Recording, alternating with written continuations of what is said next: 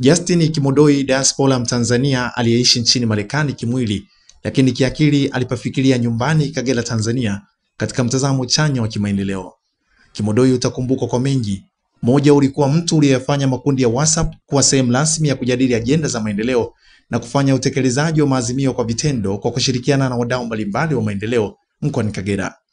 Pili, Kimodoi ulikuwa ni mtu uliyejali wa moyo wa kujitoa zaidi kwa jamii kwa mawazo na mali, na ulipohitajika msaada wa hali na mali ulikuwa mstari wa mbele kuchangia, huku ukiwahamasisha wengine kushiriki kufanikisha jambo hilo.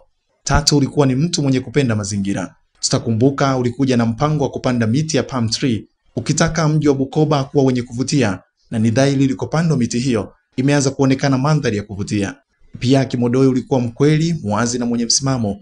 Utakumbuka wakati wa uhai wako ulikemea bado ulipobaini mambo yanayokwamisha maendeleo ndani ya jamii na ukupepesa macho katika hili, lakini pia uliwaonesha wanakagera kuwa kila mmoja anao wajibu wa kushiriki kuleta maendeleo katika maeneo yake.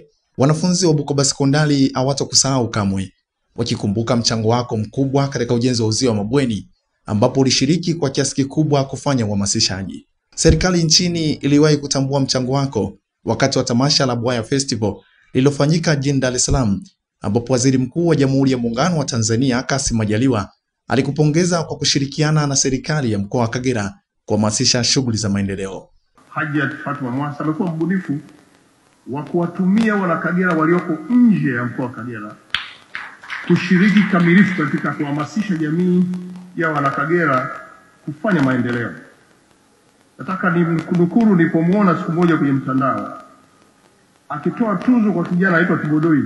Yuko hapa, nataka nimuone huyu kijana. Yuko. Anakaa nje nchi. Na ulitoa tuzo kwa ajili yake kwa kuhamasisha wanakagera kufanya maendeleo kwenye mkoa wao. Mpe hongera kwa kuungana nawe kwenye hamasa maendeleo mkoani Kagera. Pia nasi kama TNTV tunakukumbuka, kwani mara kadhaa umeungana na chaneli hii kuwasaidia baadhi ya wahitaji walioibuliwa, na sio tu kuwasaidia, pia kuishawishi jamii kuwaona wahitaji hao na kuungana nawe kurejesha tabasamu.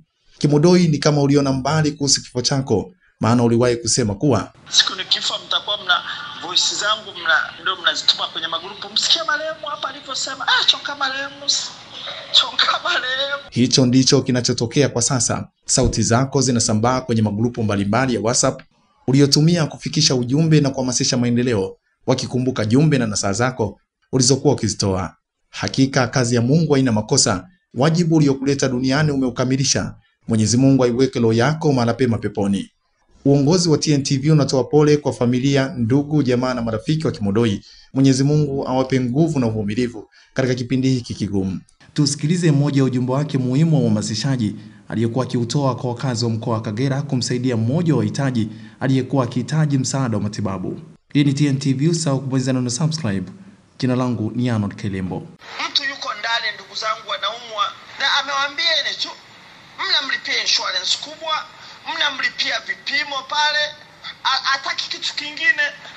Hata hataki mumpe hela hizo mkononi ambazo mnafikiri labda mkimpata enda kufungua biashara. Anataka muokoe uhai wake.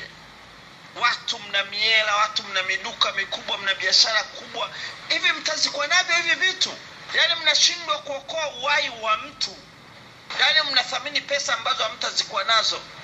Mnathamini mali ambazo hamtakwenda nazo mbinguni, mnashindwa kusaidia uhai wa mtu. Watu mna mabilioni, watu mna mipesa hapo Bukoba mjini. Mnashindwa kumsaidia ndugu yenu huyu hapa. Natamani kusikia msikiti fulani umetangaza harambee. Natamani kusikia kanisa moja limetangaza harambee kumsaidia huyu mtu ambaye wana mchango mkubwa katika soka. Mnakubali kununua mafuta, kununua maji all the time, vitu visivyowasaidia. Mnamwacha mtu wenu, ndugu yenu anafia ndani kwa kuumwa, kwa kukosa matibabu. Kila siku mnaonesha meza, mmemwaga pombe, mmejaza mipombe, mnaona ni ufahari wa dunia huu hapa. Na kile kilichoko chini ya jua ni battery. Siku moja utazikwa bila kitu chochote.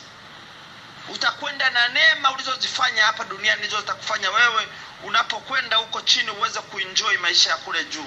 Una pesa, wewe ni bilionea, unaitwa mheshimiwa na kitu ulichokikalia, lakini kuna mtu anaumwa hapo. Wewe unataka kutuongoza. unataka sisi utuongoze, unataka sisi tukupigia kula, unashindwa kukomboa kula yako, kuokoa kula mojawapo hiyo hapa, wewe bange kufanya ushinde, inaumwa iko pale ndani.